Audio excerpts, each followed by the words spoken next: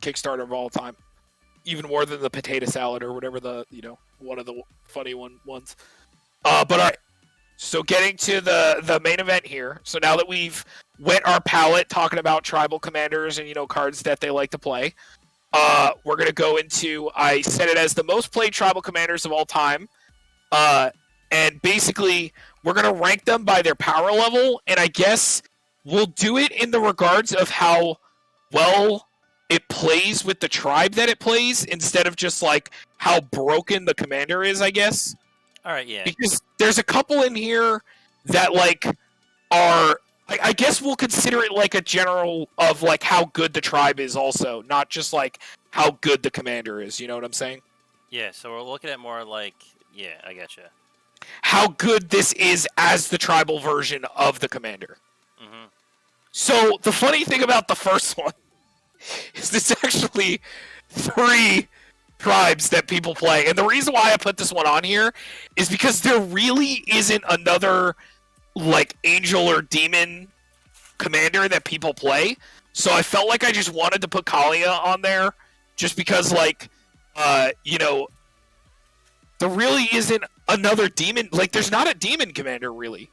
Like there's demons that people play like Vilas, but like he's not like a demon tribal commander, he's just a demon. Well, it's funny to think about it. Demons, if you want to just look at like lore-wise too, they're very selfish, self-centered. They don't really work well with others, especially others of their own kind. So it kind of makes sense that there isn't really like a demon tribe. And if you realize like a lot of the demons, like you think about a demon, like they're always looking out for each other. So that's why a lot of old demon effects, while really powerful, like you had to constantly sacrifice or lose life to them because it's like.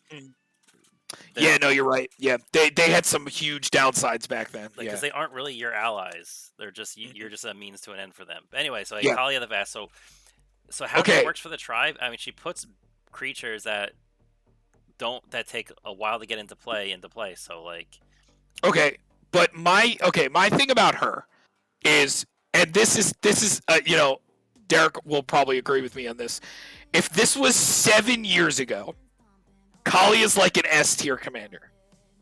She was like godlike, especially when Iona was still legal, and like that was good enough back then. Like there's not like these crazy tribal or 5-color decks that existed back then. Like there was like 2 5-color decks that you could play. Like it was like Progenitus and the Scarecrow, Child of Alara, Reaper King, Chromatog. Reaper King was like the big one. Yeah, and like the Ur-Dragon, like the tribal commander decks didn't come out for a really long time. They were like 2017? 2016? 2016, I think. I don't know. But yeah, so Kalia used to be the scariest thing on the planet. Like I used to hate playing against it, especially because of master cruelties. And they've actually printed some newer demons that have similar effects like that. I forget the other demon's name, but there was a new Rakdos that is similar to Master Cruelties. But like, I think it like makes you sack all your permanents or something annoying. But though looking at and attacking also somewhat kind of sucks. But as working with the tribe, she is designed for tribes, so it's not just like she has creature types, and it's like when a cleric enters, when an angel enters the battlefield, gain a life. When a demon enters the battlefield, lose life, draw a card, and when a dragon enters the battlefield, deal 2 damage to a creature. Like that would make her like probably worse, but I think that she's doing what the tribe wants. Is their demons, angels, and dragons are usually high mana costed, and she's getting them into play strong. So she's really strong. So she's doing what they want to do. Is they want to get them in play as fast as you can, so their effects can start coming into play. So on that side of it, just basic on a mechanic standpoint, disregarding all of their interactions, what other decks could do, because hey, maybe you're in a 3-way tribal deck and then no one has flyers, and they're all playing like really janky ones, and it's like, okay, cool, then she's gonna swing for free, and you're gonna get a lot of big things into play for free. And I think in the aspect of how she works with the tribe, I think she works good with. She does exactly what that tribe wants: get them into play. And a lot of people play her as the solo tribe a lot of the times. Like a lot of people just like to play her as the angel commander, or like the demon commander or the dragon commander, even though we have a lot of dragon options. Like there's a lot. Because just a little side note, the way that I did this was I went on the most played cards commanders of all time and just clicked on the ones that I know people play as tribal commanders or like could be played as tribal commanders, you know. So these are all the most played commanders of all time, tribal edition, pretty much. So I do agree with Derek. Plus, angels, dragons, and demons are just scary. They're probably some of the strongest creatures in Commander, like on the top end. Like, you know, thinking of like Aurelia, the War Leader, or Gisela, or, you know, Avacyn, Vilas, Razaketh. Like, just some of the game-ending demons. Like, you know, thinking of like, you know, on the dragon side, there's like the ones that take extra combats, you know? Like, there's Scourge, and then like the one that you could pay 7, and like... There's just so many powerful dragons, like, it's crazy. Like, you do miss out on some of the new broken green ones, but it's fine. Like, I think she's still doing a good thing. I'd probably put her in, like, A or B, because she does what the deck wants to do and puts the creatures out really easily. Yeah, I would say stick her in B, because we're like how you said, we're working how well does this card work with its tribe. I think she works amazingly well with the tribe up to like, so like yeah, between A and B, I would say low A, high B. So next, Alison, you got anything to say about this? Any angels, dragons, or demons, or anything? Ooh, sorry, I had to fix my. I went and did my Twitch thing. Oh yeah, all good. Password. You were talking about Talia. So, yeah, I don't know her that well. So, I can't offer a really good opinion, unfortunately. She plays angels, demons, and dragons for free. That's what she does. I mean, that feels pretty good. Does anybody at the store play her? No, but someone in our group chat does. There used to be some people that did. I know Phil plays her, and it's just angels. I know when Iona got banned, a lot of people probably got off the train a little bit. Yep. That was the go-to. I think the other versions now are just looking for a World Gorger combo. Just put World Gorger with Animate Dead and just make infinite mana and do things. So, yeah. And, like, if you're thinking of, like I was saying, like, the angels and dragons and demons on the top end are ridiculous. Like, game-winning, game-ending type of stuff. All right, so getting into the next one. This is like the only human one that I really found, because I think Sigarda didn't show up yet. She's probably like the best new she's humans though. This is Soldier Tribal. Oh, it's that I see people play. I would say there's a lot better humans out there. Yeah. Soldier Tribal. Yeah, for Darien. He's when you take damage, you make soldiers. I actually. That effect is kind of good to make soldiers, but he just makes soldiers. So yeah, there isn't really much better soldier commanders though. So I don't know. I'd say I put him towards the bottom because it's like he acts more of just like a deterrent to not get swung by. Like he's not buffing other soldiers. He's not giving them any other abilities. Not like they're not +1ing. They're not getting vigilance. They're not getting first strike. He's not getting any alphabet soup, which White loves to do. He's not protecting them, reducing damage to them. He's just a generator, and it's when you have to be dealt damage. So maybe there's some weird way when you're dealt damage. Yeah, Derek. It's called mana confluence. Yeah, or yeah, there's a million ways to deal damage to yourself. Tarnish Citadel, make 3/1/1s. Yeah, but does that make?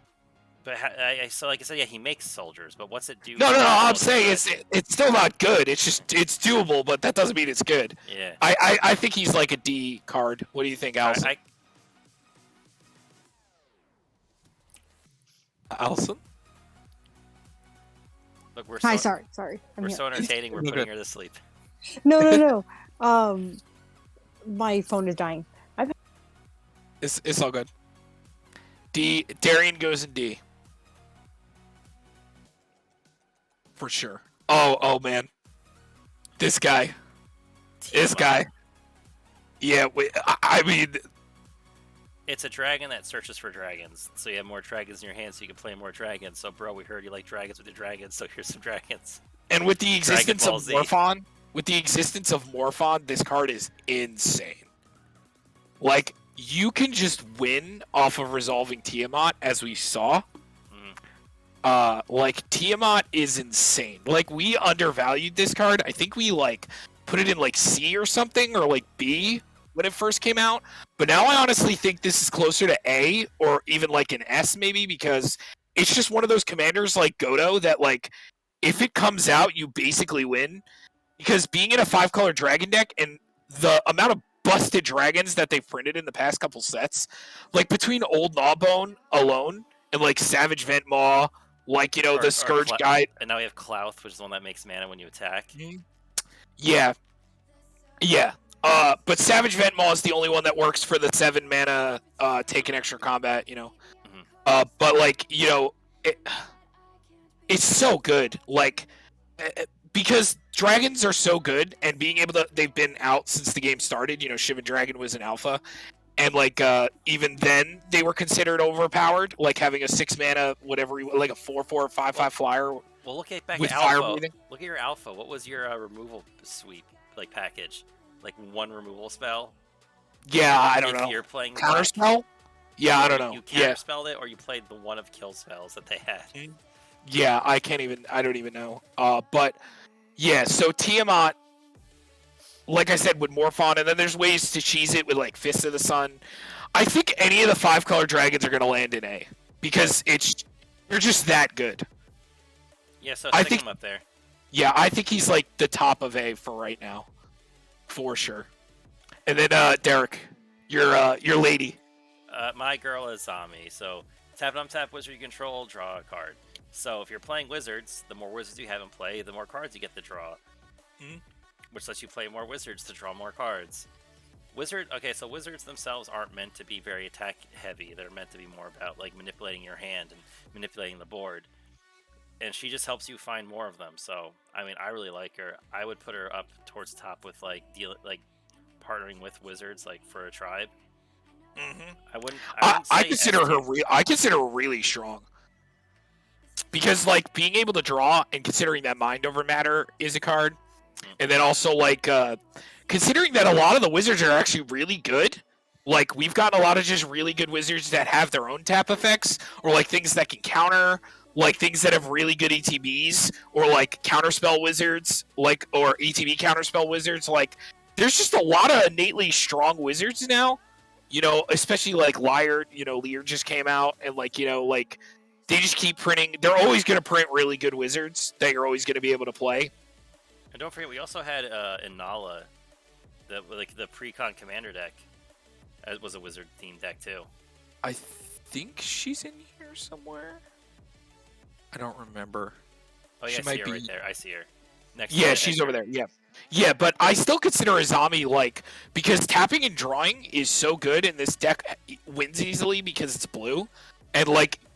Labman's a wizard, right? Yeah. So like I consider this like an A like A tier deck easily. Yeah. She because the more wizards you have, the better that she gets. So I think there's ones that bounce permanents, easy win, good protection. Like also Azami is a part of her herself is part of the win condition with the combo. So like Mind Over Matter. Yeah. Busted. So Azuri. What do you think about Azuri? Elves are busted, and I think this might be one of the ones I might try to push towards the top, maybe low S tier. Elves explode so fast, and if you don't have an answer to them, they are going to rip your face off. And the fact that he's also an overrun on his own, and he could protect your elves, like as just for what he does for the tribe. He protects them and makes them bigger. I did put Slimefoot in here. He said, "Why are you even debating about the best commanders when Slimefoot's right there?" I did. He is in here. He is in here somewhere. I see him. Yeah, he's right there. Yeah. So for a tribe, I think he does what exactly you need to protect the little boys, and you need to make them bigger. So I think for the elf tribe, I think I would put him at top of A because I think that Marwyn is better. Also. I'll see your Marwyn. I'll raise you a Lathril. Yeah, Lathril, I think might. But the thing about Lathril is it has to deal damage to make 1/1s. And then, yeah, it does untap elves to lose 10 life, but the overrun effect might just be better. Remember, you might not even need the black. Also, remember, we're not talking about how good the deck is, but we're talking about how good the card works with the tribe in itself. Well, I guess Where Marwyn also like she gets better. She gets better the more elves you have, but she doesn't contribute anything to the other tribes. The tribe itself. The tribe makes her better. Well, Azuri makes the tribe better. Azuri's always going to be a really strong. Like I can't put him in anything below A or like S. I think like the top of A. Because like again like the green protection is the only problem that I have here. Well, he does protect them. Well, yeah, the regenerate, but that's not always good enough. Yeah, but like for a tribe, for what green can do, like you're not gonna get like you can only do so much. And like I said, for a 3-mana commander for the no, he's amazing. I love him. Azuri's always gonna be like a top elf commander. Like there is no like only if Rafello's got no, I'm just kidding. But because some people also do Rishkar, like that. There's a bunch of weird ones. I think him and Marwyn and Lathril are like the 3 best elf commanders, and where we put them. I don't think I could put him in S, but I think he. Well, then the question is, how much better does a card have to contribute to its tribe to end up being an S? Maybe Azami or Tiamat is S. Because we're not. And then Azuri is A. Because we're not. We said we weren't looking at just how good is the deck, how good is the tribe. We're talking about. Well, the colors matter though. But we were talking about like how good is does the commander work for the tribe, and and also how good is the tribe also like matter. And like Elves is kind of like they got a hard on for Elves too. I think Elves will always be one of the most played. Totally. I think Elves is the most played tribe. Elves can't be anything under an A no matter how you play it. Like as long as it's green. Like it cannot be anything under an A. But maybe but I'm just also counting colors also, not like talking about like everything that the deck can do, but just colors matter to me also because Azami is an immediate A just because of how well it protects itself.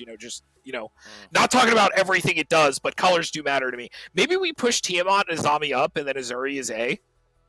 I would think Azuri works better for a tribe than Azami did because while drawing the cards is cool. That's all she's doing. Azuri has 2 different effects for the tribe. Azami's only giving you 1, and you could argue, like, again, it depends on how good the deck builds, but then we're also not talking about, like, what the commander does for the tribe itself. Don't get me wrong, I love my Azami, but I do think if we're just looking strictly on how this card interacts with the tribe, I think Azuri is a better tribal card than Azami is on just straight what it does. Yeah, no, I agree. And green's gonna have plenty of draw anyway, so maybe Tiamat's an S. I feel like he's an S. Maybe. Yeah, it's just because the dragons you get are way too strong, and I'm probably gonna put Scion in S also, because like he tutors a dragon. Well, let's talk about it again for the tribe. He becomes a copy of the dragon. But now, like, if you're not as a tribe itself, he's more of like a reanimator deck than he is a tribal deck. Because the thing is, he has to dump dragons, so he kind of becomes this weird hybrid of like, yeah, you play dragons to reanimate them because you could honestly, if you could run anything, there's probably other things you'd want to pick besides dragons to reanimate. But he's limited to dragons, so I think in that kind of sense, it actually makes him maybe worse than. But then having a commander that could just dump any creature into your graveyard would be kind of busted, considering how much we play out of graveyards. Yeah, and also there's like you get to do the infect cheese thing, But that aside, like considering that Scion's like a CDH deck aside, I think you're right. As far as just like a dragon commander, I think he lands like somewhere around Kalia, Yeah, because he could get really big, he can one-shot you, but like I said, like. He doesn't make the tribe better. The tribe makes him better. He's not like plussing 5 cards and then making all the dragons like now you're getting like Udvar Hellkite, like and Scourge, and like getting all the best dragons out of your deck and playing them like. Okay, so Auroboro. I think that this is really good for a tribal. Like this is other than Ren and Siri that came out. Auroboro is pretty good. I think it's probably one of the best cat commanders we'll have. He does exactly what they want to do for cats. He makes them bigger. Now, cats do struggle potentially to draw if they don't hit their draw effects, but as for the tribe, like he is so tribe focused that he's even good not being in play. So I would definitely think for how he works with the tribe, he'd definitely be up top. I think he's limited though by like forcing I guess a cat attack strategy, but again, cats in those colors aren't really meant to a single cat attack strategy. Yeah. because it only gives one thing. That's the only crappy thing about it. Like, you can pay the 3 and double as much as you want, Yeah. but, like, you know, then we're talking about, like, you're paying a lot of mana instead of, like, playing cats, you know, but it's fine. Because I played against someone who played this deck. We played like 3 games with him, and he even got like really cheap cats out. He got his Infect cat out really early. Or Oh, yeah, Double Lost Strike. Leona. He got Yeah, Lost Leona. the double strike cat out. Like, those are cool, but like, thing is, they always got chump blocked, or eventually just got removed. And the other cats just kind of sat back and waited for. Yeah, that's deck his to do problem. more. Is I don't think. Alsa, Yeah. yeah, Alsa, what do you think about Ouroboro? I think he's pretty cool. I actually almost made him when I was looking at a new tribal deck to make. But then Sari ended up coming out, so I changed my focus. But as far as a cat commander goes, I think you guys are right. He is pretty good. I think he's like a B or like a C, because the fact that he's only pumping one thing, it doesn't make it as good for me. And he has to be in play to do the other effect, and then like now you're playing him and then having to spend 3 every turn to, like, you know. Oh wait, no, it's whenever another cat you control attacks, you may pay 3. So I think he get buffed from multiple cats, but his Eminence Yeah, effect yeah. is only on one thing. What do you think, B or C? I still think he makes smaller cats big enough to be scary, so I'd still stick him in B. Okay. Oh boy. I think he's gonna be an S boy. Yeah, honestly. He makes vampires, and then when you tag with him, he makes the vampires bigger. So he's making them, and then he's buffing them, and you're getting them by playing other vampires. So yeah, he's just too good. There's a good amount of vampire lords, a good amount of vampires that work when they deal damage. They get to put counters. There's a good amount of, like, you get to play shared animosity. Like, you know, that this as far as vampire goes in Mardu, like, you literally need nothing else really. And they've printed a bunch of new ones. Like, there's that new 5-mana Drana that can, like, reanimate something. Yep, and it comes back as a vampire. Yep, like. They keep printing good vampires, and I don't think Edgar can be anything other than an S-tier commander as far as tribe standards goes. If you think about, like, people have made I think even you did it one time, where you could make a budget build of just really inexpensive, price-wise, and mana cost vampires, play them all out. And the thing is, he's got first strike and haste, so he comes out and he's immediately attacking and buffing everybody as soon as he comes out, because you're just going to swing. Yeah, he's everything. That's what it started as. But then it led into being like a $3,000 deck. Well, you see what I mean by saying, but like, you don't need to do a lot for the tribe. He doesn't need to do a lot to make the tribe amazing. I think it's even better to go with some of the high curve stuff, because his problem is you are too aggressive and then people go after you too quickly. So you have to make sure you have some high end and some draw. Also, Skull Clamp is fucking insane in this deck. And there's a lot of dumb vampires, I remember. Like, there's one that you can sack one of your vampires to put a +1/+1 counter on each one of your vampires. There's, like, the white one that can, like, when it attacks, it can make itself indestructible. Like, a lot of the 1-drops are 2/1s or 2/2s. And a lot of the 1-drops have flying. Like, it's crazy how many 1-drop vampires there actually are. Like, it would scare you how many there are. I think there was like 12 that I could play, but I didn't play them all. But there was like a lot that just deal 2 damage on like turn 2. Like, it's crazy. And then they made the 2-mana Lord, the black and white Lord. So good. Allison, have you ever played against this deck, or did I have this taken apart by the time you started coming to the store? I think you took it apart. Did you make? You made Vilas. Right, yeah. I made Vilas and I don't remember you ever playing Edgar. Yeah. I guess it was taken apart that long ago then. I made Yisan after I took Edgar apart, because I bought a Guy's Cradle when I sold Edgar Markov. And that was, you know, really, it was still 200 even like 4 years ago or something like that. And now how much is it? Like 1,000? Jesus Christ. Did you? That's insane. Did you see I showed the price of Imperial Seal yesterday? Yeah, it's. Did you see that? So for the longest time, it's been like close to 1,000 if you have the English one from Portal 3 Kingdom, right? So now, if you had Japanese or Chinese, it was like $500 for that, or like 400. Because it's either Japanese or Chinese, I forget. And if you have the Judge promo one, it's always been like $600, right? For the longest time, ever since the bubble happened, like all the prices moved up. Now Imperial Seal, if you have it English, is like $3,000 from Portal 3 Kingdom. And if it's not English, it's like close to 2,000. And the Judge promo is still 600. Which is, I don't know why that one in particular is so expensive. Because the funny thing about it, Derek, is Imperial Seal's not on the no reprint list. It's not a reserve list card. It's Portal 3 Kingdom is not on the reserve list at all. As we've seen Imperial Recruiter and all those cards get reprinted, as they should. But yeah, Imperial Seal needs a reprint. 100%. Whether it's a secret lair or whatever. Okay, speaking of busted commanders, man, I played this one. The Eminence effects are kind of insane, and Anala is definitely one of them. Like, do you know how many loops? I mean, we did lose Paradox Engine, which was the easiest way to win, but do you know how many good ETB wizards there are that have busted effects or ways to loop? And there still is the Wonderline Profit combo in this deck. Do you know what that one is? Yeah. Because Wonderline Profit is a merfolk that has to champion a creature when it enters.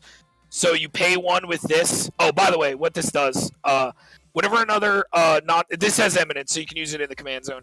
Whenever another non-token wizard enters the battlefield under your control, if Anala is in the command zone or on the battlefield, you can pay one. If you do create a token copy of that wizard, it gains haste, and you exile it at the beginning of the next end step.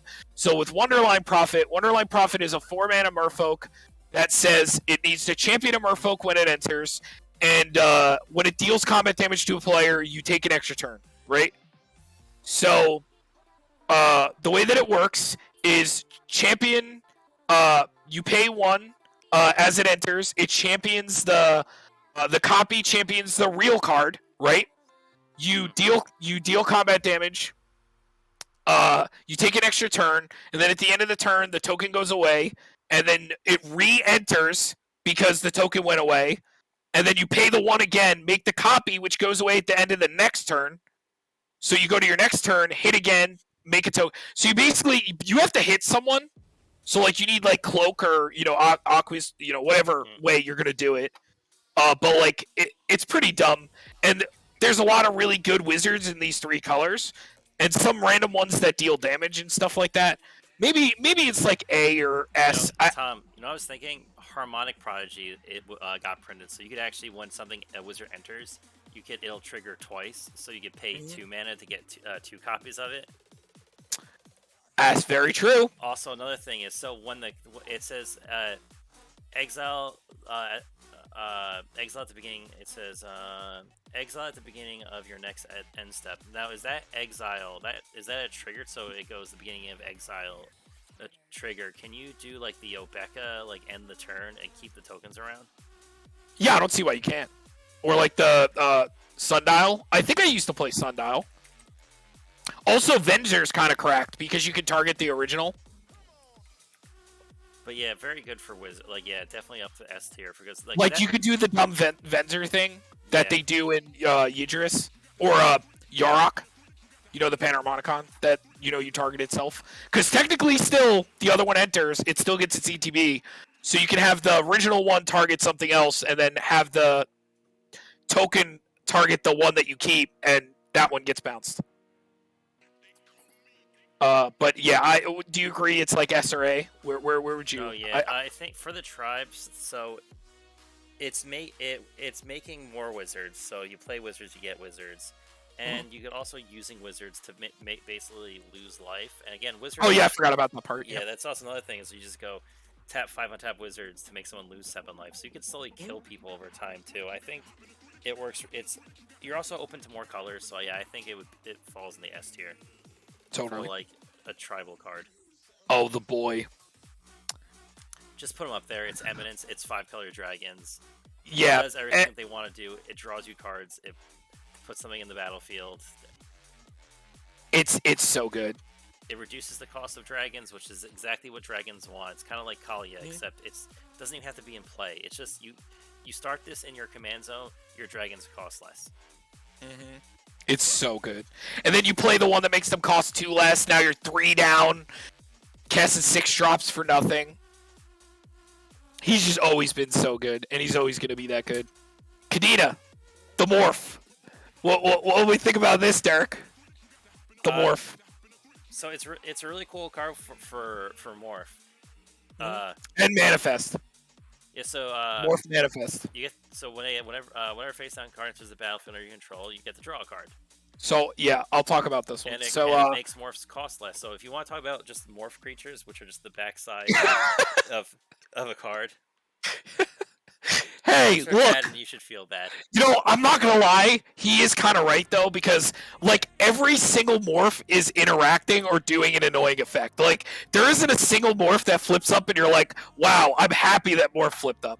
Like they're all interaction or annoying shit. Like the last time that he played against it, I tried to Chrome Shell Crab his commander that he was playing, or I was playing against Mike, and I tried to Chrome Shell Crab his commander. He was playing that Dragon's Approach deck, like the Boros commander, and he tried to deflecting swap, but I had Teferi in play, and so I got the Chrome Shell Crab steal his commander with one of my manifests, which was just a forest.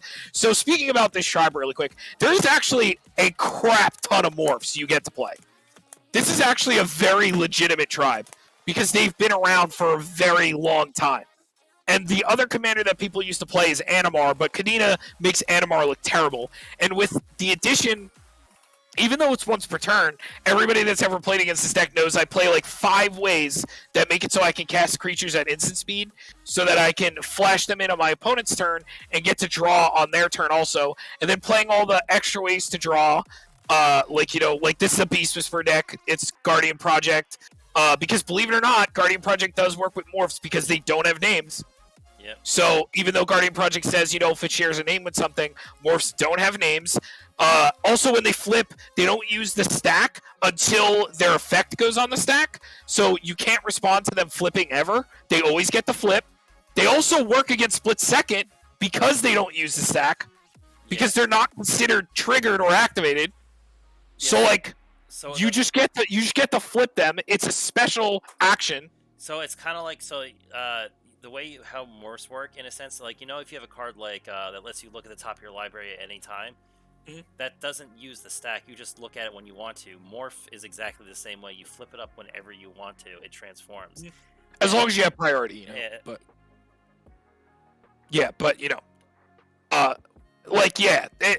it's great. Like they're everything you need them to be. So, and then also Manifest. There's a lot of really strong Manifest cards. Actually, one of the really cool ones that me and Derek were trying to build an entire deck around with the Anamatu Planeswalker was the one that lets you manifest a card from your hand, which is insane because you can just play like a Iona, well, not anymore, but Avacyn or something really insane, like something big like a Jin Gitaxis, which for me, I just usually exile lands and get to draw a card because it says any face-down creature, and Manifest works also.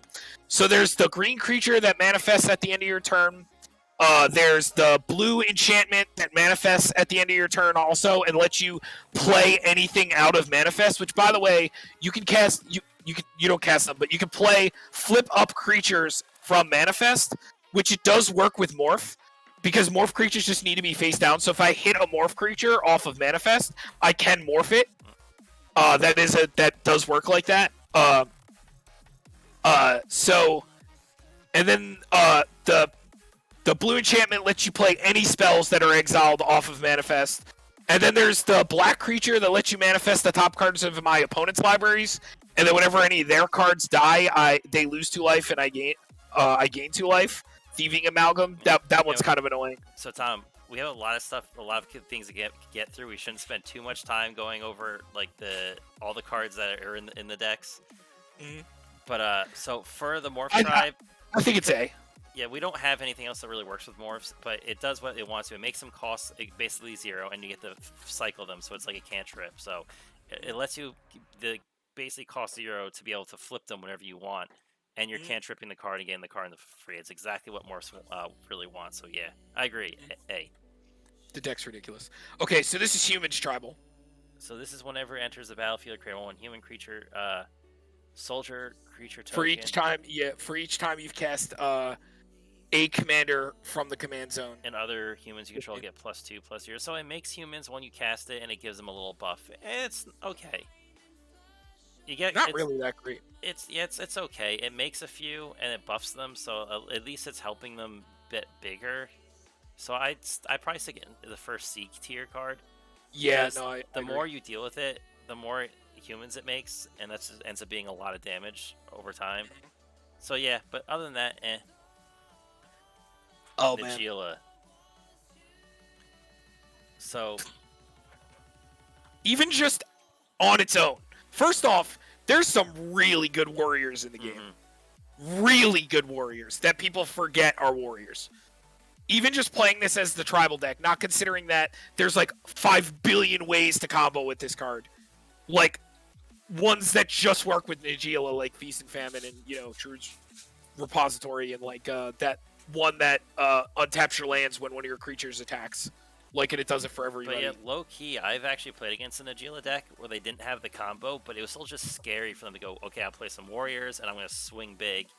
And whenever a warrior attacks, you make more warriors. And then you just have 5 mana, even just that, just like, okay, well, untap all their creatures, they gain leverage, trample, and haste in the end of turn. Yeah, like, what? And then there's an additional combat. Okay. I guess. It's so dumb. So it says activate it once during combat, but remember, you go into another combat so you can activate it again. That doesn't mean once per turn. That's once per combat. Allison, have you ever played against this commander? Allison? Sorry, she stepped away. You're not Allison. I'm running downstairs really quick. All good. But I have not played it against Nagila, though I did sell one to Argent because he wanted to buy the one out of my binder.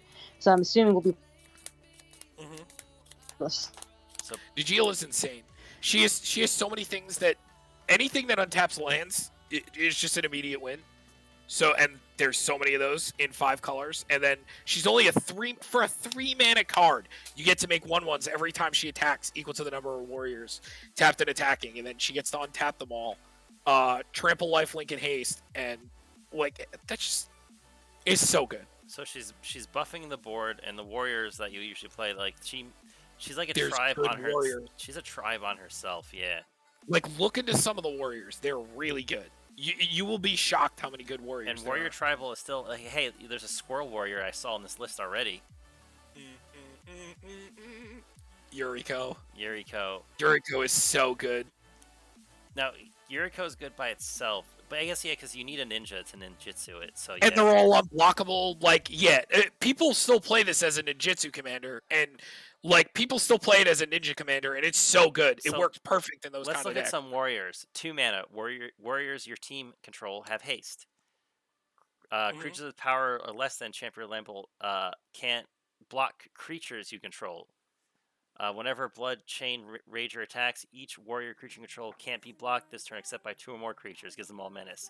Whenever a creature you control attacks, the defending player loses 1 life and you gain 1 life as an orc warrior, as brutal chief. So yeah, we also have Grand Warlord Rada. Haste. Whenever 1 or more creatures you control attacks, add that much mana in any combination of red or green until the end of the turn. You don't lose it as mana as phase of steps end. You guys realize, that Grand Warlord Rada, if you have like something that like you can spend mana as it was any color, you get mana. So there's a lot of really good warriors. Or it's so strong. Other warriors you control have vigilance, or Alesha, who smiles at death, is also a warrior. Yep, it's so good. But anyway, is Samut? Samut's a warrior. Who? Samut, the like Naya commander that like gives things double strike, or I don't know. And it untaps. But Miri, the Weatherlight Duelist, is a warrior. Remember the cat warrior? Only 1 attack, 1 block. You can only 1 block and only 1 attack thing. Yeah. Ogre Battle Driver is also a warrior. Samut, Voice of Descent, Flash, Double Strike, Haste. Yeah, Have haste. That is a warrior. Yeah, that thing. So we have some really cool warriors for the deck. Yeah, I think she's easily. So Yuriko, it deals damage. It makes it so that these small ninjas or unblockable strategies get through and deal a crap ton of damage, and you're drawing the cards.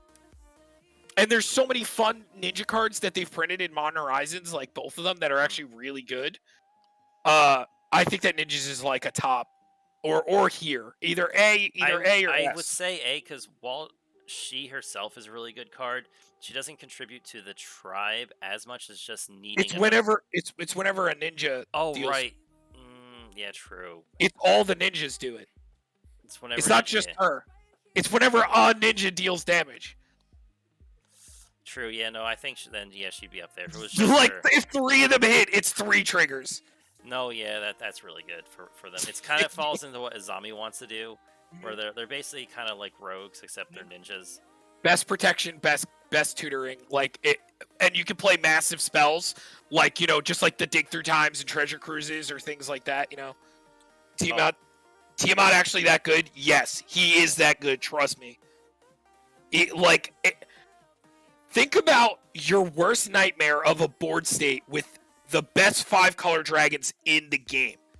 That's what he tutors, and then Morphon comes and gets to make them all cost basically nothing. And if you want to get crazy and use Fist of Sun and Joda, they're free. Being able to tutor Morphon is what makes it so nuts. Because that's what we did when we playtested the deck a couple times. And man, it is so easy to win. Like getting old Gnawbone, getting Clouth, any of the new broken dumb ones, Scourge. Or say you have those in your hand already, you could okay, I'm gonna get Morphon, the dragon engine. I forgot what his name is. Ramos. We did get Ramos. Yeah. Yeah, you get Ramos, and then you get 3 other 5-color dragons. So you go cool, Morphon, play Ramos. Now my 5-color dragons are cost 0. Cast them, but Ramos still sees 5 colors, so 5 counters. Play another 5 counters. Play another 5 mana, 5 counters. Cool. He's up to 15. Remove all of them. Let's make 10 mana. And then that's not counting that Scourge of Thrones or Dragon Tempest is in the deck, things that could deal damage, or Terror. Do you know how many dragons there are that just deal damage and murder you? Yep. Dragons have become the top 5 best tribe. It's easy to argue them even into the top 3, to be honest, with just how insanely strong. Because green is so busted. Just think about the best green deck of all time with the best top end of all time. So as Tiamat for the Tribe of Dragons, and you get to play the Ur Dragon. I think we tutored it. Yeah. So the thing with dragons is they don't really help each other out too much. There's a few cards that do, whenever a dragon does something, okay. But a lot of them don't need it because a lot of them are scary and big enough as their own. So basically, all you want to do is you want to see them. You want to basically get them into your hand. So being able to basically, I'm going to tutor 5 dragons that I want. It's basically saying I'm gonna play a spell that draws me 5 cards, except it's the 5 exact cards that I want. And it's especially for dragon shenanigans. Insanely strong. Okay, so get this Shalai Angel deck. Well, we just built this, didn't we? Yeah. And it ended up pretty sweet. I mean, Shalai's kind of like a generic card, but people, I did check, and people do play her as an Angel Commander just because they want the green. Yeah. So, I mean, she's just a generically good effect, but she doesn't really play into the Angel tribe. I mean, she's a good thing to have, but I wouldn't consider it Here's why I don't consider actually for the tribe. I'd put her in either C or D. Make it tribal humans. What difference does she make for the deck? Yeah, that's what I mean. Yeah, exactly. Make it tribal goats. What does she do different for the deck? It's because there isn't really an Angel Commander. Yeah, the thing is, this is the Angel Commander, really. Angels kind of fall in the same thing as with demons, where they don't support each other because they're strong enough on their own, so they don't really have a let's work together. We have except for dragons. Yeah, dragons busted. But yeah, you're right there. Okay, so. This is Sir Gwen. I guess it's another human or knight deck, maybe a knight deck. No, it's not. It's knights because whenever it can make equip costs, you equip to knights 0. So it's an equipment knight deck. So this is where the things where I'm thinking we'll end up talking about when we get to Magda, where like, or same with Ur Dragon, where it's kind of a hybrid deck where it wants you to be half one thing, but then also wants you to be an equipment deck at the same time. So now you're vying for space in the deck for what you want to do, like because Sarah Angel, yeah. Angels, you get 2 of the best cards in the game, Sarah Angel and Sigma. Yeah, Sir Gwen is a dope Knight Commander. He is cool. Because, like, you also get to play, like, you know, there's some fun equipment to play that. Also, Vorpal Sword. Yeah, but then again, now we're not a tribe, we're talking about equipment. Yeah, I know. It's just like a little thing that they add to it. Like, it's not really like, there isn't really another, oh wait, there is another Knight Commander. I guess I didn't add it. There's that Orzhov one that's an actually good Knight Commander. I guess it just wasn't a popular commander. Well, I guess the thing is, like, Knights aren't... This is D tier for me. Because if, yeah, I can see that. Because- It's like, eh. I think he's better as a Voltron commander than an actual Knight commander. Like, you're probably, the way you're going to play this deck is you're going to build it like my Shram deck, but just have some randomly good Knights just because he can equip them to them. But you don't want to just fill your... Because it's better to just equip him, you know? Like, why would you need to equip more, you know? He's not really doing anything for Knights. Like, equipment isn't game-winning. But alright, Ishikana. Again, this is where it falls in the same thing where it makes spiders, but if it wasn't for its bomb effect, like, it's basically a graveyard deck because you kind of want Delirium to go off. And